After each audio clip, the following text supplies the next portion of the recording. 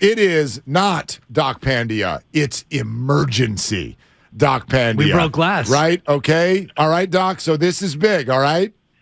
Okay, got it. Okay, no. Listen, I saw your video last night. Super, super helpful. Very educational. I suggest everybody go check it out. But I think the spot to start is to get your reaction to the fact that many people think that Brock Purdy will not be ready week 1. What do you think of that? So I think that for most NFL quarterbacks, I mean, there's a minimum of them. Most of them don't get surgery, but obviously he potentially may go down the surgery route. But I think that if he's going to get something done, most likely it would be a repair, which is similar to what Nick Mullins had. And the general timeline for that is 5 to 6 months in terms of getting back to play. Most people who get that done are throwing at 3 months. So assuming he gets it done relatively soon, he'd have him throwing May or June, and then he'd pretty much be ready to go at the beginning of the training camp. The only kind of wrench in that would be if he undergoes a full reconstruction, which would be rare for someone his age, and that would be a 9 to 12-month recovery. So my gut feeling, obviously things can change based on what they see on the MRI and what they see during surgery, but that he'd get the repair and be back for training camp unless there's some major damage to the ligament, which you really only see in pitchers because they have so much degeneration in that ligament.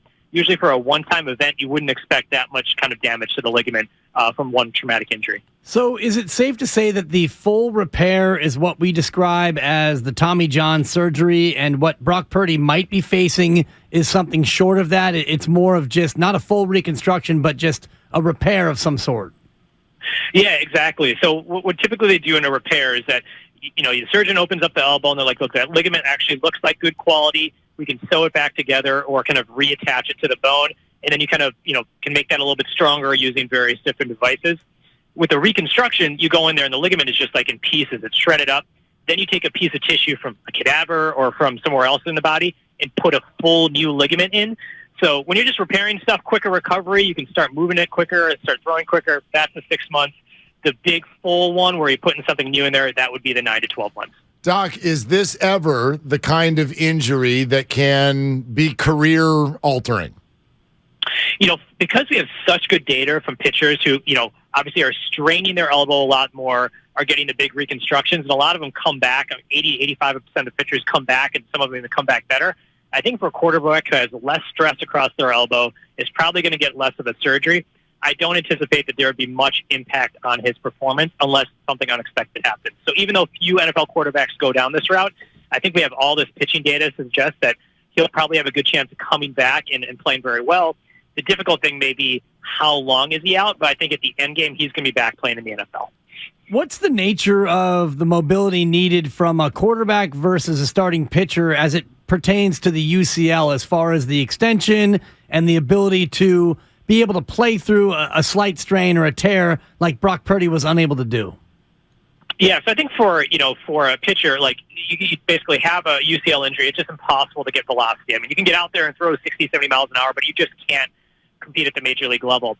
For a quarterback, what really ends up becoming the major issue, particularly in the game, because then a lot of people are like, why didn't Brock go out there and just tough through it, is that, number one, it's still very, very painful. It sounded like, based on reports, he may have had some issues with the nerve as well, too.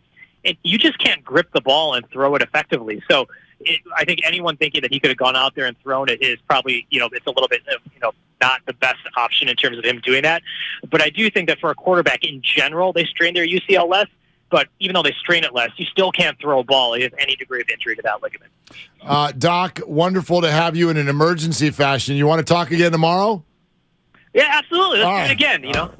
Let's do it again. We'll have more Purdy, but then other stuff for you as always tomorrow afternoon. Thank you for fitting us in, Doc. Oh, he gone. He knew it was an emergency. He's a busy man. He's